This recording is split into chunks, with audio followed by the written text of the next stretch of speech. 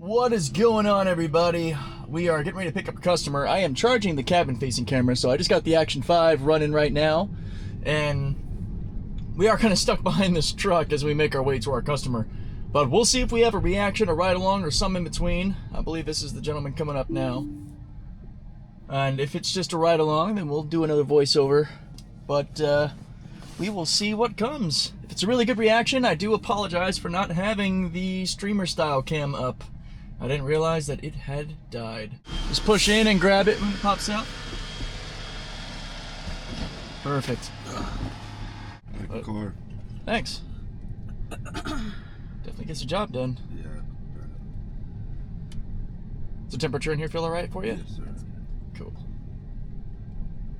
This will be really funny to see how my car handles this truck facing us backing up. I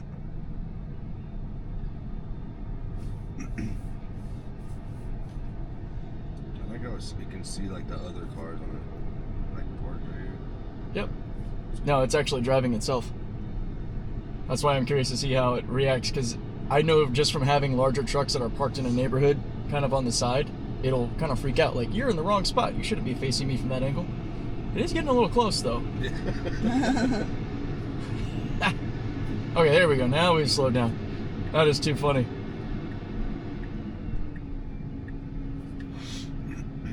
Might take over, so I don't want to put pressure on this guy unnecessarily. Yeah, I'm gonna give him some space. A little too eager.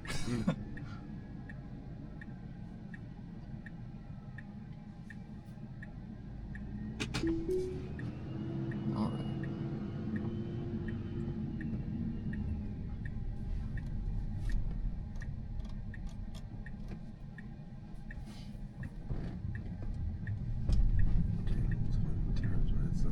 It probably will go around him since he's got the flashers on. Hey, That shit's crazy. look at that.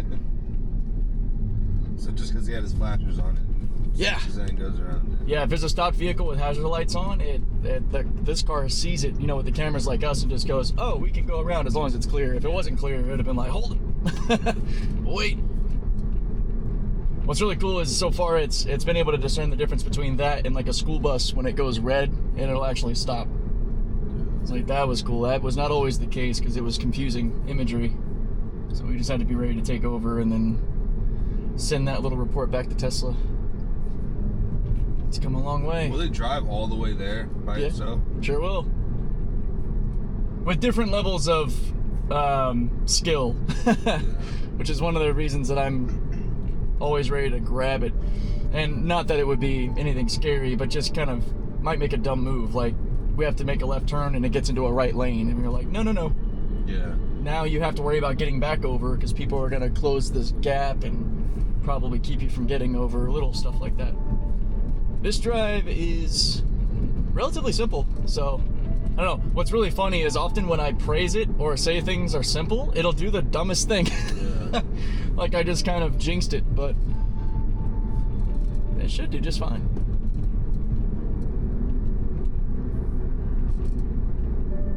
It also kind of depends on how specific the drop point is, so yes, that's kind of not really specific enough, I think, for the system, so it'll probably end up just like stopping on that road where the blue line stops. Yeah.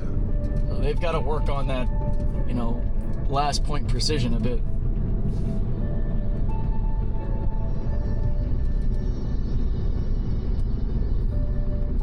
But it's a lot like cruise control. I can take over just by tapping the brake or grabbing the wheel. That's crazy. And as long as my head's not too low, the internal camera can see me and then I won't even have to touch the wheel. It'll just monitor my eyes. What's the farthest you've driven with it by its like going in by itself? The farthest in this car is probably when I went from San Diego, California up to Eugene, Oregon. Okay. We've taken my wife's Model Y from San Diego to Florida and back. But my average drive nowadays is usually around an hour, hour and a half with a customer. Come on. There you go.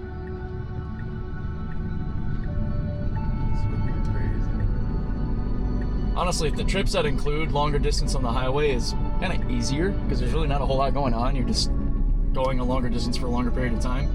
It is also smart enough to recognize not blocking intersections. Yeah, You notice it's actually keeping it clear because it doesn't detect that we have enough space there.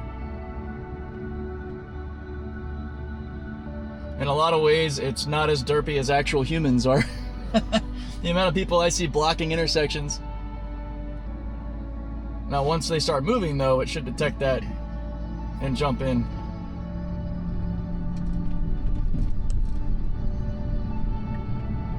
And I'm kind of outdated. This car has slightly older tech because this is a 2020. I'm hoping to get one of the newer cars early next year. So we need to go now, though. So I'm actually going to give it a little throttle because that light was green. I can shoot that back to Tesla so they can review it.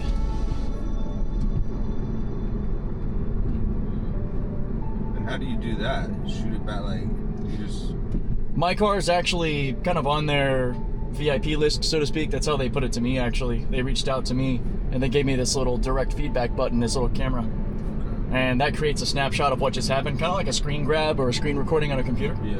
And they're able to analyze the video from the car, from all the cameras on the car and the situation. And if it's bad enough that I needed to actually give like voice context, I can disengage and then add a voice note to say, yeah, this is what happened.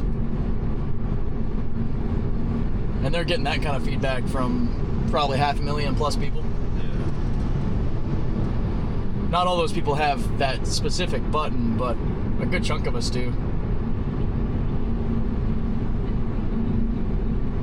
It's cool to feel like I'm actually helping the system get better in a more direct way.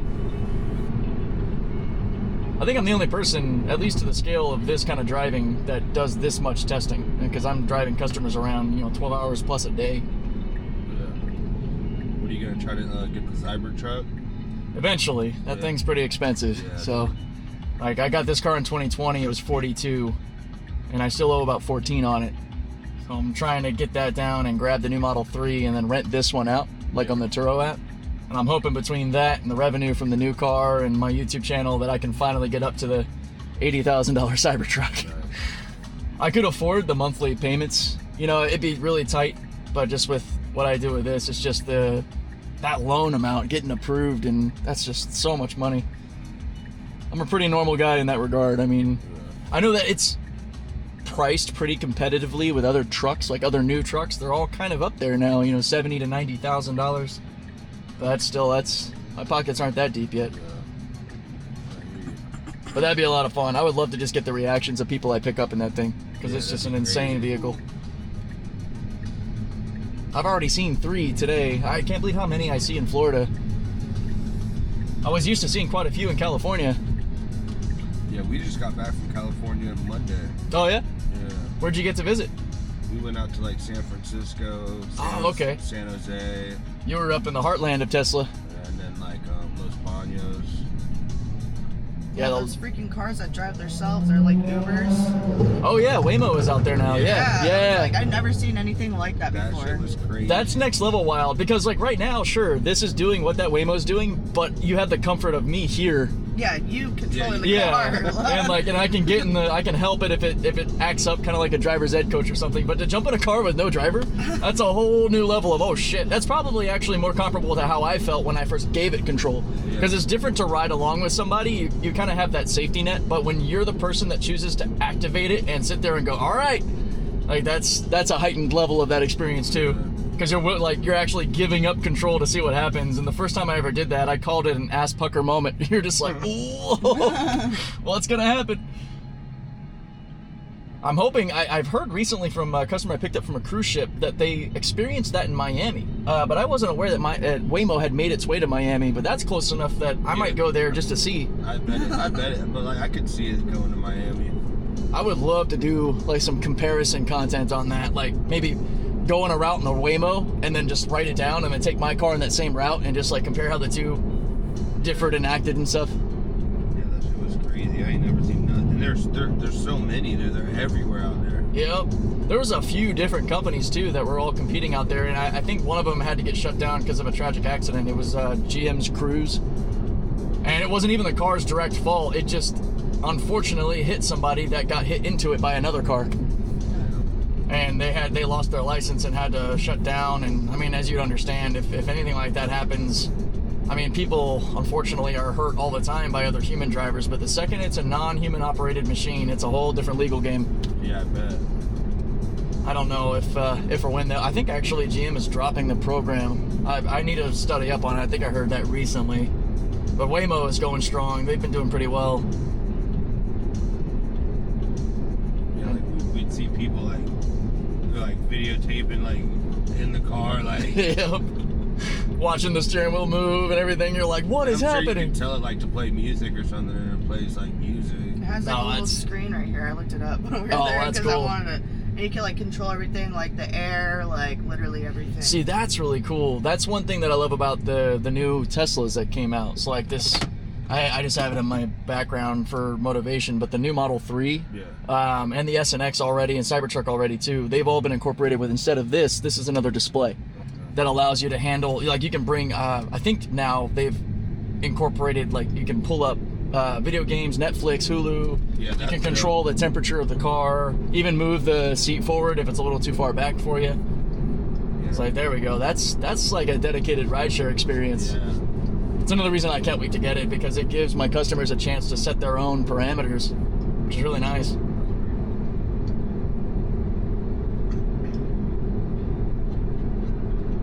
Now, there's one thing being back in Florida I've noticed. This car struggles with, like, staying at a high enough speed to avoid aggravating other Floridians. Because I'm in the metric, which is why it looks so high here. This is we're going about 58. It's below it. The speed limit's 55 or 89K. But the car will, like, stay around, like, 51, 52 instead of getting up to 55 or going a little bit over, which I prefer. So I have to sometimes kick the throttle or just make it change lanes, because I still view the left lane like a passing lane, whether you're on a city or a highway. Yeah. And sometimes it just wants to sit here and cruise a little too slow, and I'm like, come on, let's go. Don't need to aggravate people.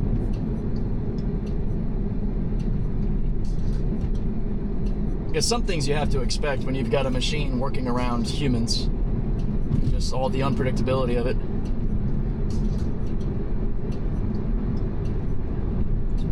It's doing really well, though. How's it felt for you guys? Feels good. Yeah, like, I love it. It's crazy. Most folks that ride, people are just kind of doing their own thing, so I don't really bother them, and they're none the wiser. They would have had no idea, because it just kind of blends in with what's going on. And before it did the active monitoring where I didn't have to touch it, I always just kind of rested my hand on it to satisfy when it would ask me to touch the wheel. Yeah. So I would just kind of be following the motions of it, so it just looks like I'm driving. But it's actually the car, because if I actually take control of the wheel, it disengages, so I have to kind of just lightly follow it. Yeah. Now that it does the active monitoring, it makes that a little bit nicer, because there were some times when I would accidentally disengage because I put a little bit too much pressure on the wheel, because it doesn't take a lot. Let's see, another ride popping in. Heck yeah, let's go. Yeah, since we're here, I can just show you, all it takes is this. Okay. And disengage. It's asking me why. That's why if you've ever seen any weird BS reports about like the Tesla cars taking over or turning on FSD, it's all a bunch of BS. It can't, and it's so easy to fall out of it that you're more likely to take over by mistake. Which in the wrong hands, that could be kind of dangerous too, if you don't realize you disengaged. Yeah.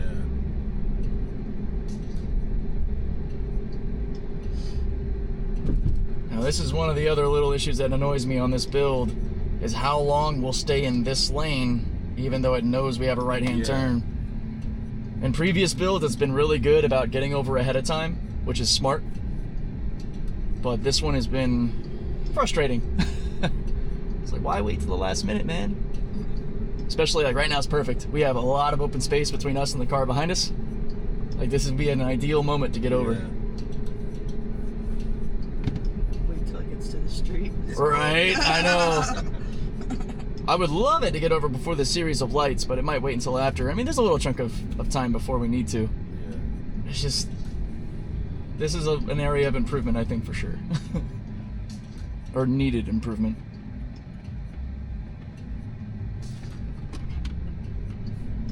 And we also have conflicting routing for arrival. See, that's where Uber's a lot more specific and gets you right up to where you're going, which I'm guessing is that winery? Yeah. Yeah. Or whiskey, sorry. But the Tesla is kind of directing us around. So I'm probably gonna just take over and follow the route that's suggested here on Uber. Makes more sense. Oh, now it wants to get over. Yeah, crazy. Oh, come on. All right. I'm gonna disengage, let this guy pass. There we go. All right. Port that to Tesla too. You can make this right here. Right in here? Yeah. Oh, sure, yeah. Sounds good.